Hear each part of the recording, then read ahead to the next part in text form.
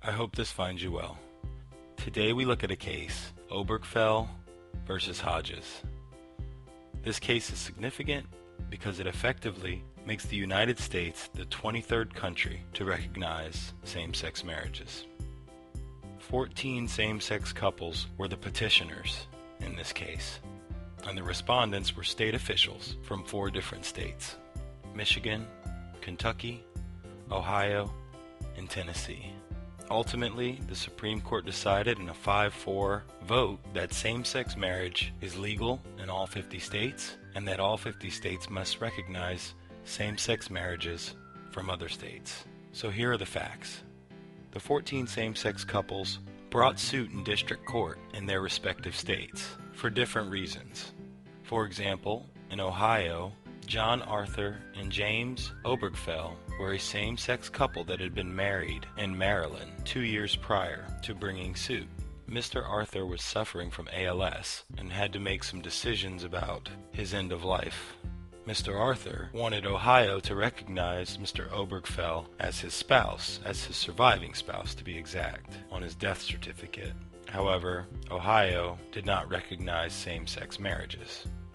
In Tennessee, 4 of the same-sex couples were fighting to have their marriages recognized and validated in Tennessee. These couples were married in California and New York. In Michigan, one of the same-sex couples were seeking adoption of 3 children, to which the state prohibited same-sex couples from adopting. And finally, in Kentucky, some of the couples were fighting to have marriages recognized in Kentucky. So here's what happened.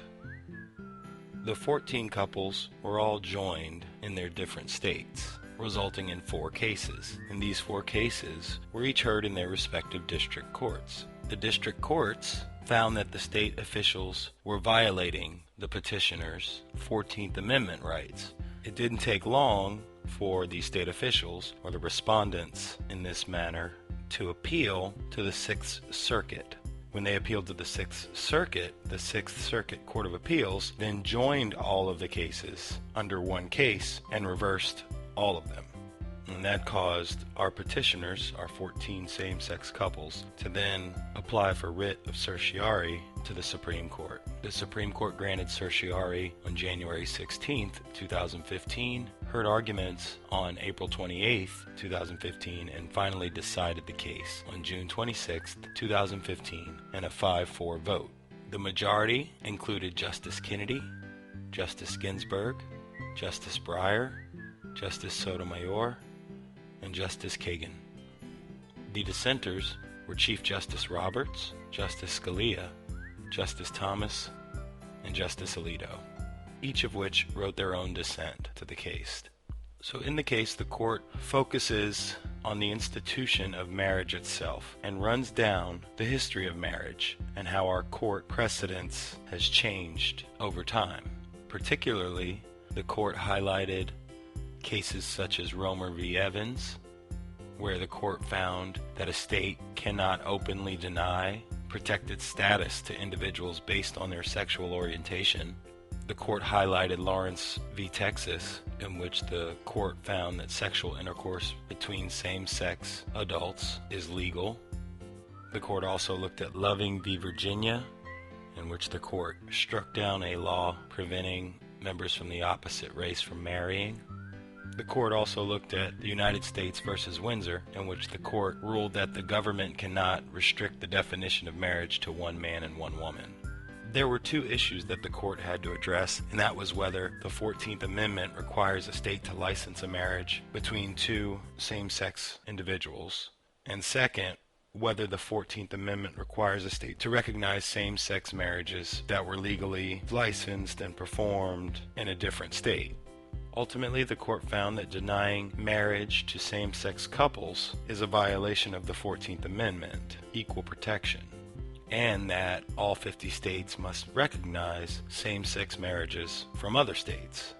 The court ultimately ruled that marriage was protected not only by the Constitution, but also by the 14th Amendment. Interestingly, the court brought up 4 principles concerning the right to marry. The first being that the right to personal choice as it relates to marriage is a concept of individual autonomy. The second being that marriage is a fundamental right because it supports two-person union unlike any other in its importance to the individual. And within this second principle, the court also looked at how children will suffer from a stigma of knowing that their families are kind of lesser than other families just because they're same sex, which is a very valid point in my opinion, and creates for a difficult family life. The court then went on to state that marriage laws that prevent same-sex couples from marrying can harm and humiliate the children of that same-sex couple. The third principle that they looked at was the right to marry not being conditioned on the capacity or ability or commitment to procreate, which has been an argument against same-sex marriages that states will make. The court's fourth and final principle that it brought up was that there's no difference between same and opposite sex couples. However, same-sex couples are being denied benefits and rights of opposite sex couples who are allowed to marry. In conclusion, the court ruled that the 14th Amendment requires states to recognize same-sex marriages that are valid in other states, and that there is no lawful basis for a state to refuse to recognize a lawful same-sex marriage. And since the court found that same-sex marriage is a fundamental right to same-sex couples, they need not await any kind of legislative action before asserting that fundamental right to marry. Chief Justice Roberts and Justice Scalia appear to base their dissent on the fact that the court's majority is effectively making a policy decision, and that the decision whether a state should allow same-sex marriage should be left to the legislatures.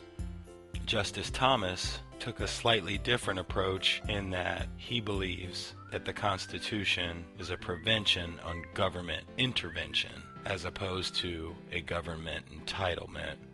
Finally, Justice Alito ultimately thought that it should be left to the states to define marriage and determine what is acceptable marriage in their state. Thanks for watching. I hope you enjoyed the video. Leave me a comment if you'd like. As always, there's definitions in the description below. And like, share, and subscribe.